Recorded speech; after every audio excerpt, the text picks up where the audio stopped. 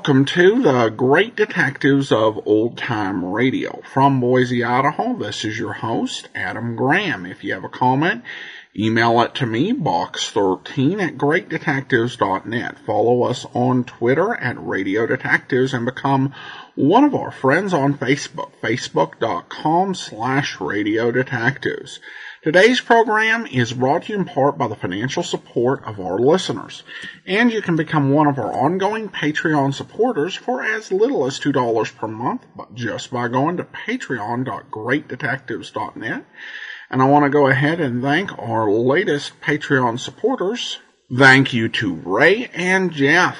You can also send along one-time support.greatdetectives.net. Use the Zelle app to box13 at greatdetectives.net, or by mail to Adam Graham, P.O. Box 15913, 15913, Boise, Idaho 83715.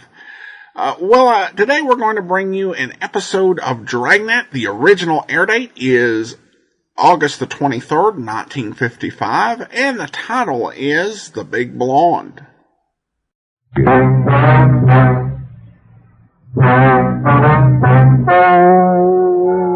Ladies and gentlemen, the story you are about to hear is true.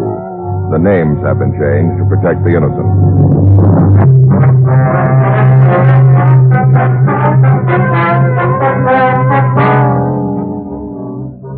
You're a detective sergeant.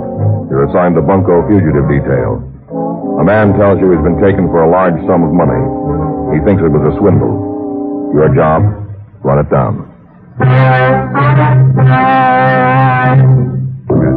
The documented drama of an actual crime. For the next 30 minutes, in cooperation with the Los Angeles Police Department, you will travel step by step on the side of the law through an actual case transcribed from official police files. From beginning to end, from crime to punishment, Dragnet is the story of your police force in action.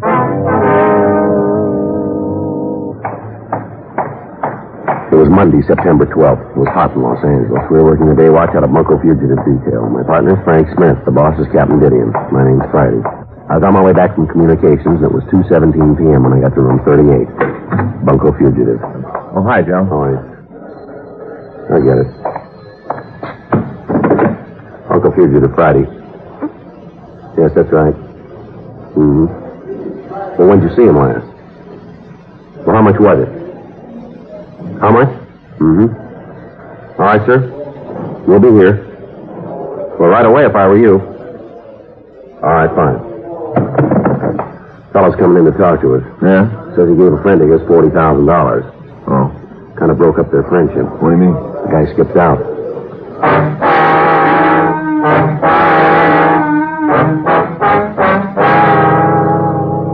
"2:42 p.m. The man who had telephoned came into the office. He told us that his name was Jeff Craner. He said he had a real estate business on Wilshire Boulevard and that his home residence was on Rossmore, near Olympic. He also said that on the previous Tuesday he had given $40,000 to a man who called himself Philip Bonham. You know where this fellow Bonham lives, Mr. Craner? I know where he used to live. Where's that? Our apartment out in Westwood, real fancy, beams, ceilings, lots of glass, swimming pool, the whole works. He's not there anymore, huh? Well, manager of the building says he moved last Tuesday, the day I gave Phil the money. Who's they? Phil and his brother had the place together. What's the brother's name? Steve. Does the manager have any idea where they went? Well, claims he didn't leave any forwarding address, just shoved off. How long have you known the Bonhams, Mr. Craner? 6 or 8 weeks. How'd you happen to meet up? Through a friend, a mutual friend. What would you tell us about it? Well, it's not going to come out, is it? Newspapers, anything like that? What do you mean? Well, you see, I'm married. Yeah. We haven't been getting along so well for the last year or so, but I'm still married. Mm-hmm. The way I met up with the Bonhams, you see, it was through a girl. Yeah. What was her name? Barbara Wist. Who's she? Oh, just a girl, that's all. Maybe she was in on it, too. I don't know. Anyway, she introduced me to him. About how long have you known her? The 3 months, maybe, a few weeks before I met them. I see. We got acquainted at an auction. One of those houses out on Beverly Boulevard where they sell off furniture and things from movie stars' houses. Mm-hmm. Used to spend a lot of my free evenings at those auctions. Wasn't any point in staying home, not my wife feeling towards me the way she does. I didn't buy much, just a piece every once in a while. It looked like a bargain. And that's where you met this woman, huh? Yes. Where was she living, do you know? Had a room at a hotel in Hollywood, the Count George. Mm-hmm. So go ahead, Mr. Craner. What happened next? Well, we got to be pretty good friends, and one night she offered to put me in touch with a couple of guys she knew who said they were interested in buying some real estate and that I might as well handle the deal. Well, that's how I met up with the Bonhams. Yes, sir. We went out to their apartment. They're having a little party. A couple more girls were there. On a Friday night, I guess we all got kind of loaded. Next thing I knew, we were all flying down to Vegas for the weekend. Well, we sure had quite a time for ourselves. Stopped at one of the best hotels, Chateau Lafayette. Everybody making a big fuss like the Bonhams were VIPs. Yeah. After that, we had some deals together. Most of them worked out. Whenever they didn't, the Bonhams took care of me anyhow. What kind of deals? Mr. Craner? I guess maybe they weren't, well, strictly ethical, but there wasn't anything illegal about it. Mm-hmm. You've got to cut a couple of corners if you're going to get ahead in this world. Is that right? I'm getting a little tired of this, Sergeant. Sir? You act like I'm at fault, like I'm the one who's in the wrong. Now, you remember it was me that got swindled in $40,000 worth. Mm-hmm. I'm not the criminal, you know. They are. Sure. You want to tell us about the $40,000, Mr. Kramer? If you're all through with these accusations. Go ahead, Mr. Craner. All right. It was last Tuesday, so Bonham called me at my office. Said he had to see me right away about a proposition, a really big one. Mm-hmm. We met for lunch. Bonham said they'd just had word from one of their contacts in Las Vegas. A couple of Eastern gamblers had tapped the casino of the Chateau Lafayette for $250,000. Mm-hmm. Now, the Chateau needed some money, and they needed it fast. So the owners were willing to sell a 5% interest in the hotel for $100,000. Now, Phil said it was a cinch that we'd get our investment back inside of 6 months, and from then on, it was just gravy. Everybody knows how much those hotels in Las Vegas make. So you gave him the money? Yes, I drew it out of the bank that afternoon. Had to be in cash. Did you know the denominations of the bill? They were all hundreds. Mm-hmm. What happened then? I went back to the office, and the Bonhams took off for Las Vegas. At least that's what they were supposed to do. They said they'd call me from there. But when I still hadn't heard anything by Friday, I went over to their apartment and talked to the manager. He said they'd moved out Tuesday at 5 p.m. Why didn't you get in touch with us then? They didn't seem like crooks, not a bit. What were they like? Well, what? Would you describe them for us? Well, Philip's the oldest. He's about 45. Mm-hmm. Light hair, complexion. How big is he? Tall, about 6 foot man. Thin, sort of rangy. What about his brother? Oh, Steve's maybe 3 or 4 years younger. A little shorter, not much though. A little heavier. What color is his hair? Reddish kind. The girl who introduced you to him, you said her name was Barbara Wist? Yes, that's right. How do you spell that? W-I-S-T. You want to describe her, too? Well, it's pretty hard to say how old she is. I'm not very good at judging a woman's age. Well, approximately, then. Oh, 28, 29, 30, could even be 35. Mm-hmm. Blonde, real light streak across the front, very attractive. Good company, nice build. Well, you know what I mean. Mm-hmm. Have you tried to get in touch with her since you saw the Bonhams last? Yes, I called the hotel. Well? She moved out last Thursday morning. Mm-hmm. Well, how are you supposed to know? What?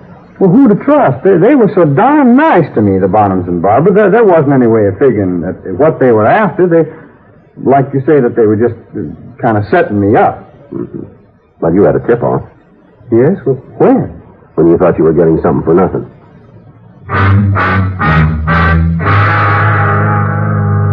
3:08 p.m. We ran the names Philip and Steve Bonham and Barbara Wist through R&I. They had nothing on them. We went back to the office and showed the victim mug shots of known confidence men. He was unable to identify any of the photographs. 3:32 p.m. We showed him mugs of confidence women. No, not on that page, Sergeant. Uh-huh. Sergeant? My wife won't find out about all this, will she? Not from us. We hadn't been getting along for quite a while, but, well, you know, she just wouldn't understand. Mm-hmm. Funny, aren't they? How's that? women, even if they won't have anything to do with you themselves, they just don't want another day moving in. Want to go on to the next page? Oh, yeah, sure.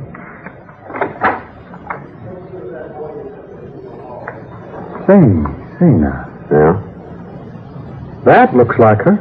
Well, is it? No, I guess not. There's something different there. Sure is a resemblance, though. Mm-hmm. Nobody on this page. Now, wait a minute. That was her. Where? Here, right here, the one I pointed out before. Oh, I see. That's Barbara, all right there. You said there was something different about this woman, didn't you? Well, there is, but now that I think about it, any gal's apt to do that. Do what? Dye his hair.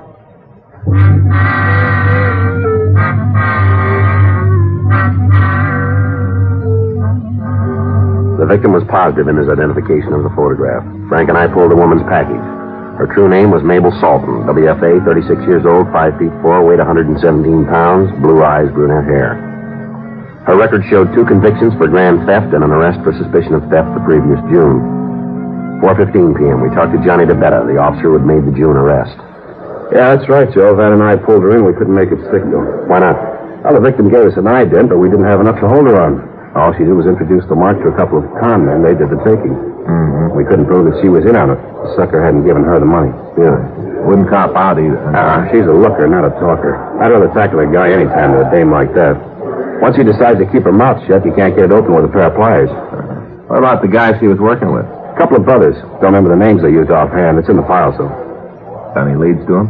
Description, M.O. We put out a local and APB. We couldn't turn them up, though. They must have skipped town. I see. They had a tail for a while, see if she'd lead us to them. Yeah. Nowhere. That's where we ended up. They back in L.A.? They were last week. Make another pigeon? Yeah. And I hope you have better luck than we did. Yeah, we're going to need it. If they've moved on, they won't be very easy to catch up with. Sure? They got a lot of traveling money. Oh, yeah? $40,000.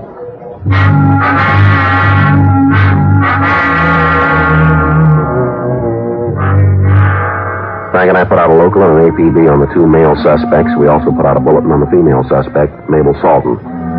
But we requested that in her case, no arrest be made. We asked to be contacted in the event that she was located. From Johnny DeBetta, we learned that the Salton woman had also met the previous victim at an auction. Auctioneers and owners of auction houses were told to notify us if they saw the suspect. We talked to the manager of the apartment where the male suspects had lived and to check the clerk at the Count George Hotel. They were unable to help us. We contacted Las Vegas and learned that the Chateau Lafayette was in excellent financial condition. We also contacted CII up at Sacramento to see if they could give us an identification of the male suspects. We received a negative response. No new leads developed. 5 weeks passed. Wednesday, October 19th, 9:46 a.m. Bunko fugitive Friday. Yes, sir. That's right. When? I see. Thank you very much. Goodbye. Tencher Auction House out on 3rd Street. Yeah? Auctioneer says he sold a couple of lamps to an old customer last night. Who? Mabel Salton.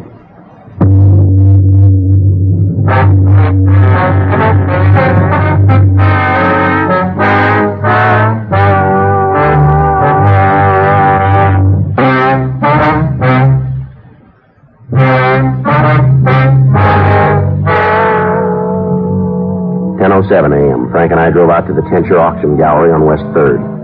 We showed the auctioneer a mugshot of Mabel Salton, and he said he was positive she was the woman he had seen the previous night. We went back to the office and had a conference with the skipper. You sure picking her up won't do any good? Well, I didn't before, Captain. Yeah. Of course, this might not work either. We don't even know if her pals are back in town. Well, how do you plan to make the contact? Hang out at auctions, do a lot of bidding, let her think I'm loaded. I don't know. May it be better if Smith went undercover this time. He looks more like a mark to me. Well, now, wait a minute, Skipper. Oh, you know what I mean. Well, I know. I'm afraid using Smith would give us a problem, Captain. Yeah. Take another look at her picture. Not bad, is she? No, that's the trouble. Smith's got a wife.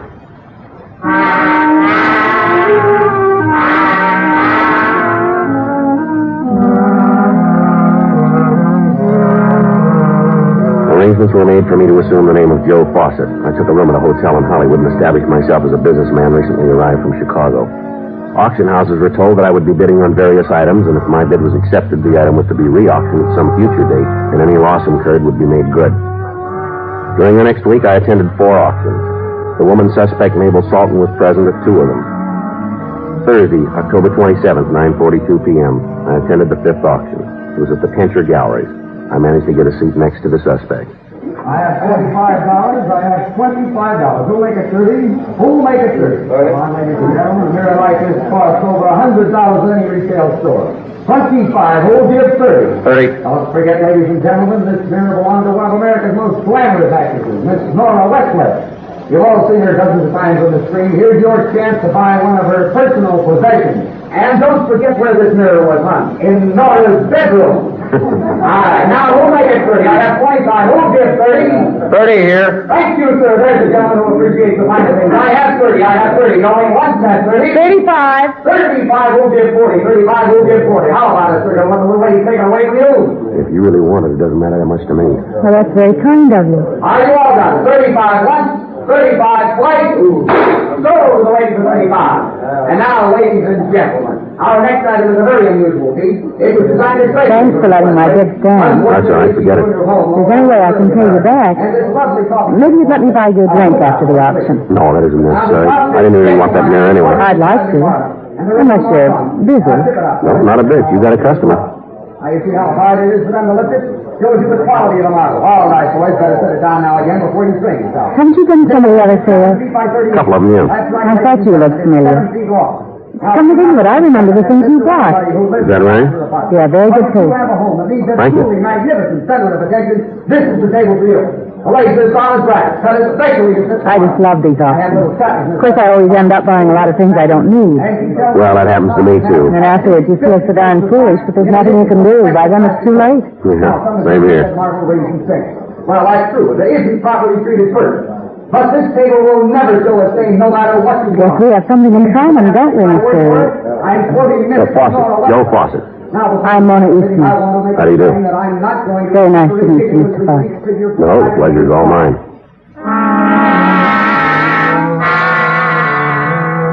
11:16 p.m. We left the auction and drove over to the suspect's apartment. It was on the second floor of a 2-story building just off Olympic Boulevard.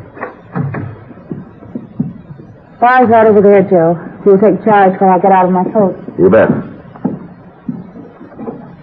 Scotch or bourbon? It doesn't matter. Whatever you're having. Hey. Is the ice all melted? No, there's a little left here. That's good. I'm really awfully glad you could drop by. So am I. Where's your drink? Oh, thanks. Well, cheers. Cheers. Strong enough for you? That's just the way I like it. Why don't we sit down? Sure.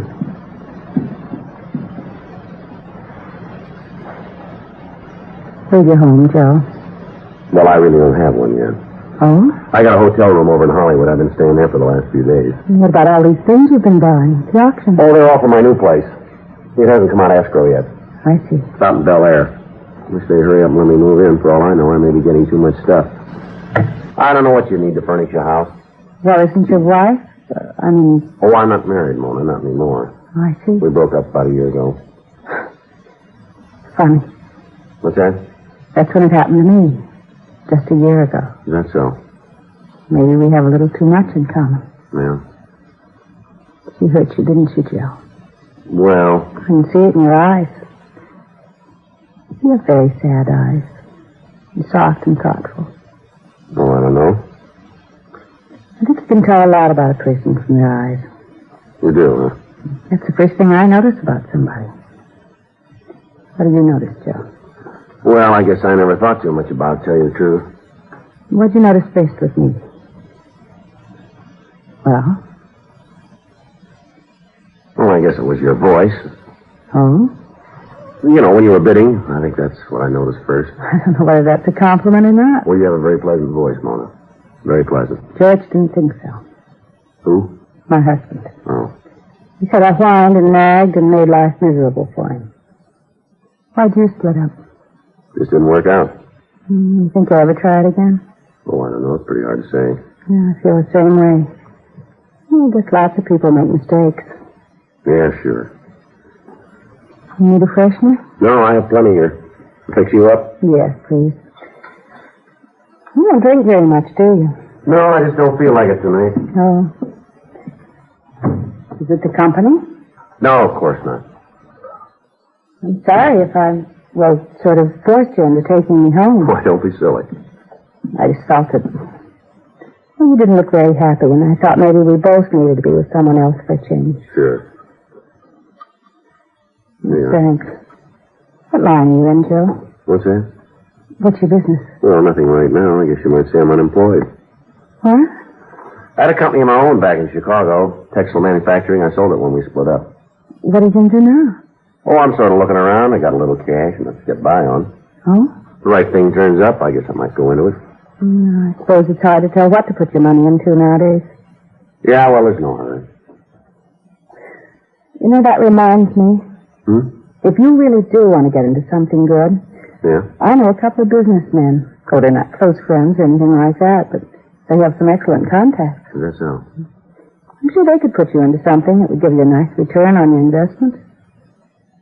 Well, this wouldn't do any harm to talk to them, would it? I'm afraid you can't right now. Why not? They're out of town. Too bad, isn't it? Yeah, sure is.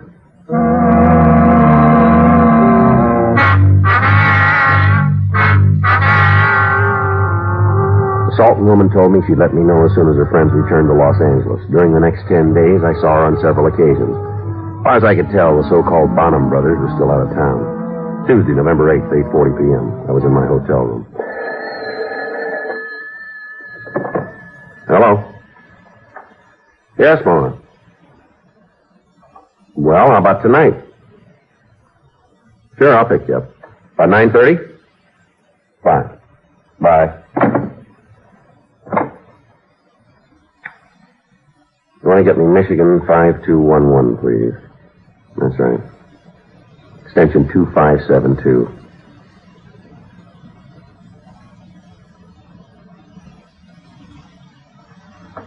That's right. Extension 2572. Smith there? This is Joe. Yeah, I just heard from her. Better get hold of the bed and have him stand by. Tonight. Says they just blew into town. Over the phone, the Salton woman had told me her two business acquaintances had returned to Los Angeles. I was to meet them that night. Frank and Johnny DeBetta made arrangements to tail my car. 9:28 p.m. I picked up the female suspect. She told me her friends had rooms in the St. Clair Hotel over on Figueroa. We drove over there. It was 9:42 when we arrived. We went up to room 417. She introduced me to two men who matched the description of the male suspects we were looking for. They said their names were Tom and Fred Porst. Sure is nice to meet you, Mr. Fawcett. Mona's been telling us about you. It seems you've made quite a hit with her. Is that so? She told me about you fellas, too. Now you've got to understand one thing.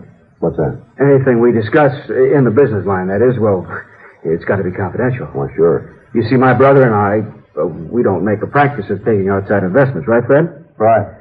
Matter of fact, we don't even need any outside capital at the moment. We've sort of got a surplus. Oh, I see. Well, maybe some other time then, huh?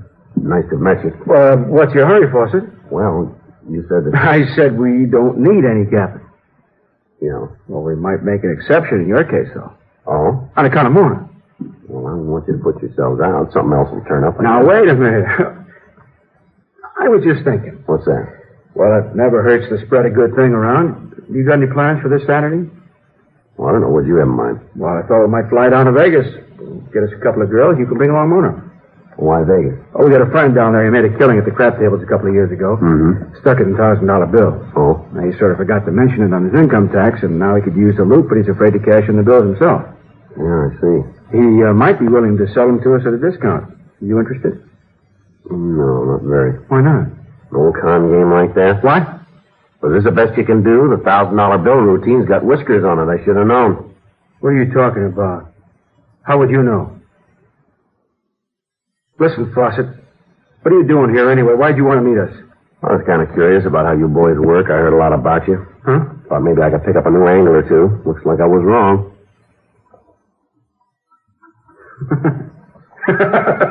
Well, what's the joke? Oh, don't you see? He was just checking up on our pitch. Yeah? Well, he's a con man, too. Oh, you really pulled one this time, Mona, picking a pro for a mark. How was I supposed to know? Well, just one look. You should have been able to tell, plain as a nose on your face. It is, huh? Sure. Don't take it to heart, buddy. You might fool the suckers, but I'm in the same racket. Well, I should have guessed it when you walked in the door. It's written all over you. Yeah. Where you been pitching lately? City Hall. Huh? I'm a police officer. You're under arrest.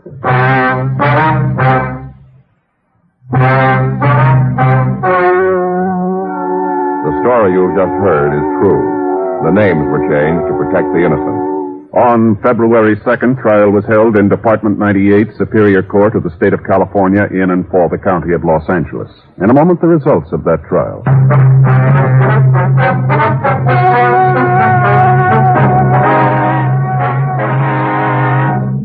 Mabel Harris Salton was tried and convicted of grand theft, 1 count, and received sentence as prescribed by law. Thomas Herbert Porst and Fred James Porst, alias Philip and Steve Bonham, were tried and convicted of grand theft, 2 counts, and received sentence as prescribed by law. Grand theft is punishable by imprisonment in the county jail for not more than 1 year, or in the state prison for not less than 1, nor more than 10 years. Welcome back. This was an interesting case. Now, at the start of the episode, as you'll also see if you watch any of the episodes of Racket Squad we played, there can be, in the 1950s, a somewhat lecturing tone to victims of various frauds by the police. And I think that what really does motivate that is the idea that you are responsible to be an honest person and to use good sense and good judgment. And if someone is able to play to your greed, even to that part of you that is okay with doing something underhanded, that is at least in part your fault. And I think there's something to that thinking in the that they had, though it's not something you would want to try out today if you're a police officer. Now, the scheme itself was not actually all that clever as far as Sergeant Friday was concerned, because, and I think that's probably the case with a lot of these schemes, is that you'll have one that comes along and the police are like, wow, I've never seen something like that before. But oftentimes it's like, oh, yeah, this is what this is. I've seen this game, I know what this is, and it is just totally, unoriginal. It was a little odd how Friday delayed the arrest at the end, though I guess he was giving them a chance to say some more incriminating stuff, which they did. All right, listener comments and feedback now. And we have an email. Actually, both of the people contacting me's names are Chris. So I guess Chris 1, Chris 2. Chris 1 writes, recently discovered your podcast on Himalaya, and I've been binging it since. I've noticed that all of the podcast feeds seem to pick up in the late 2900s for episode. Is there a collected feed to listen to the show in its entirety via becoming a Patreon, donating, or some other route? Well, thanks so much for the question, Chris. In answer to the question about feeds, that's essentially a programming thing.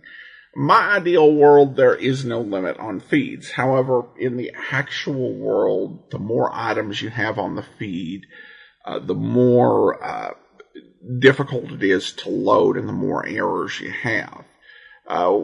And so the feeds I've got essentially go back to the last 200 episodes. It used to go back the last 300, but that just doesn't, work well. So that's the reason for the limits on the feed. Now, to view past shows, we got a couple of resources for you. None of which actually cost anything or require any donation. The first is we have biglist.greatdetectives.net. And Big List, it's as the name implies, it's a list of all of the series that I've done over the past 11 years now. So you can, just click in there and you can go to pages and you can listen to any past episode that you'd like. Some of them you can take the RSS feed and you can, feed on the individual series. You can do that as well with that. Another option you do have is that you can go to our YouTube page at youtube.greatdetectives.net. And there we've got a playlist of every season we've done, every series we've done. And you can just, go through there, listen to, all of the episodes on YouTube. And I understand that doesn't work for everybody, but I know that's also how some people like to access information. So there's that option as well. So thank you so much for the comments, Chris, and then to the other Chris. The second Chris writes in, what happened to your All Dragnet podcast? It seems to have disappeared a few days ago. Well, thank you so much for the question, Chris. I'm assuming that you're using iTunes. Because what happened in iTunes was that it used to be that cover art standards for podcasts were, were a lot less loose. And then they changed it. They introduced some additional requirements. And under the old system, I posted a lot of podcast feeds into the Apple Podcast Store. But then they introduced the new standard for cover art, and I just honestly had no time to, go through and make proper podcast cover art for all of the series. And so I just kind of stopped. Something I should go back and revisit. But at any rate, there was a website that noticed that I had a lot of podcasts all ranked together in the Apple Podcast Store, in Ireland. And it was like they were all bunched together like 109 to, 120. I had like 8, 100 between the 109th to 120th most downloaded. And they noticed all these feeds. They asked me about it. They ran a story about it. And after they ran the story, a bunch of the show feeds disappeared from the Apple Podcast Store. So I don't think anything would prohibit, me adding them back in. But I think that may be what happened in this case. So sorry about that, Chris. Again, this is on my list of things to get, all of the shows that don't have, get them proper cover arts and get them all added as individual podcasts to the Apple Podcast Store. But again, that's just on a big list, and it's just not something I've had time to get around to. But again, thanks so much for the question. And I also want to go ahead and thank our Patreon supporter of the day. Thank you to Talia, Patreon supporter since September 2018, currently supporting us at the Master Detective level of $15 or more per month. Thank you so much for your support. And that will do it for today. Join us back here on Monday for Box 13, and then next Saturday another episode of Dragnet. In the meantime, send your comments to Box 13 at greatdetectives.net. Follow us on Twitter at Radio Detectives, and become one of our friends on Facebook, facebook.com/Radio Detectives. From Boise, Idaho, this is your host, Adam Graham, signing off.